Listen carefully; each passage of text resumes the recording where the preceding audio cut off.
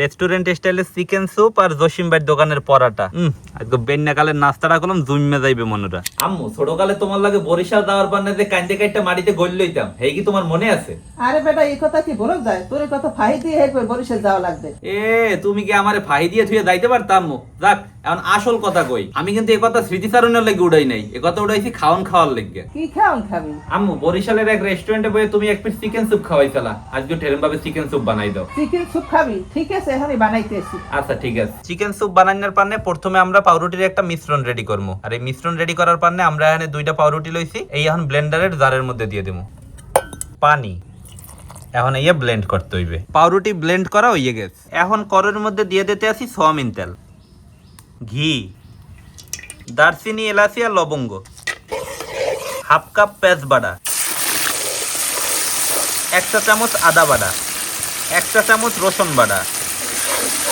বাটা মশলা হালকা ভাজা হয়েছে, এখন দিয়ে দিব হাফ চা চামচ ধনিয়ার গুঁড়ি, হাফ চা চামচ জিরার গুঁড়ি, 1 চা চামচের 4 ভাগের 1 ভাগ কালো গোলমরিচের গুঁড়ি, পরিমাণ মতো নুন। এখন এই মশলা ভালো মতো কষাইতে হইবে। মশলা কষানো হয়ে গেছে, এখন 6-7টা আনাম কাঁচামরিচ দিয়ে দেবো।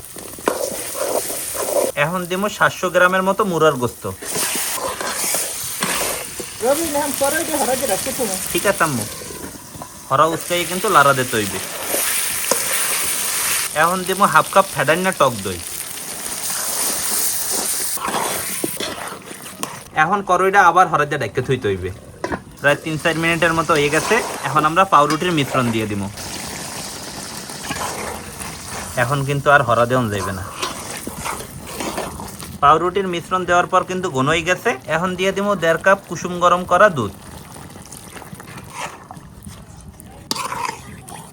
এখন দিব হাফ চা চামচ চিনি, 4-5টা কাঁচামরিচ। সবশেষে এখন দিয়ে দিতে আসি অল্প একটু ঘি। অবশেষে আমাকে চিকেন স্যুপ বানানো হয়ে গেছে, এখন কড়াইটা উপরে থুমো।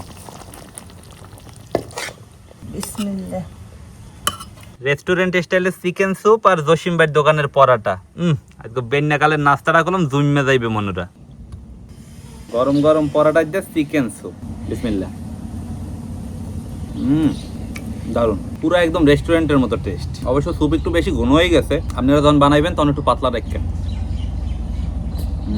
উদা একটু স্যুপ দিয়ে পরাটা খাই, উদা আরও বেশি ভালো লাগে। এখন রানে একটা কস্তাত করে কামড় দিই।